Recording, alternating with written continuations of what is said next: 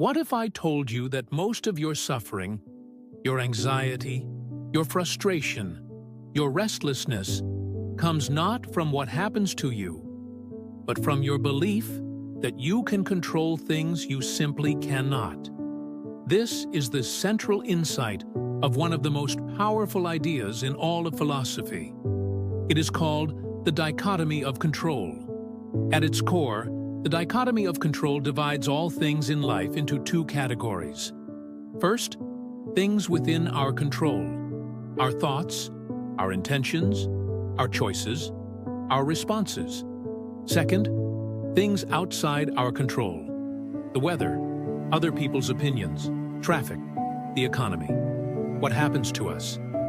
The ancient philosopher Epictetus put it plainly: some things are in our control and others not. And the entire art of living well, he argued, depends on knowing the difference. When we spend our energy trying to control what we cannot control, we suffer. When we redirect that energy toward what we can control, our mindset, our effort, our values, we find something extraordinary: peace. To understand the dichotomy of control, we must first understand where it came from. We must travel back to ancient Greece, to the birth of one of the most enduring schools of thought in human history: Stoicism. Stoicism was founded around 300 BCE by a merchant named Zeno of Citium. After losing everything in a shipwreck, Zeno wandered into a bookshop in Athens, began reading the works of Socrates, and was so moved that he sought out philosophers and began studying.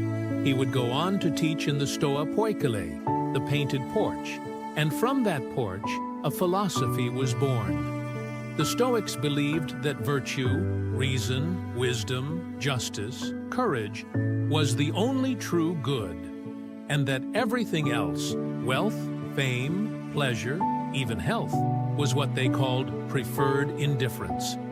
Nice to have, but not necessary for a good life. Three names tower above the rest in the Stoic tradition: Marcus Aurelius, Roman emperor, warrior, and philosopher.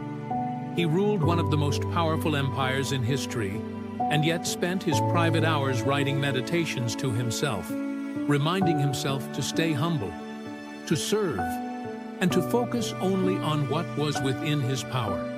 Epictetus, born a slave, he became one of the most influential philosophers of the ancient world.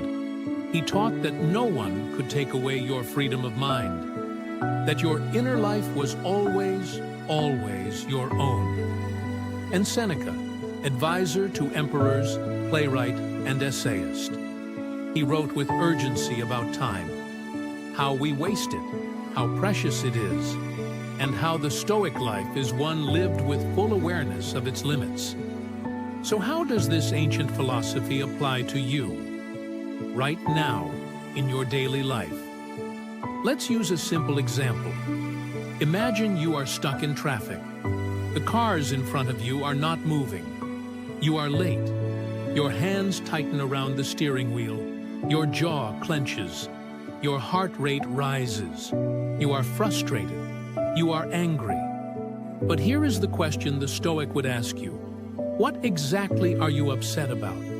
You cannot move the cars. You cannot change the traffic. You cannot rewind time. These things are not in your control. And yet you are suffering because some part of you believes you should be able to control them. Now, imagine the same situation. Same traffic, same delay. But this time, you catch yourself.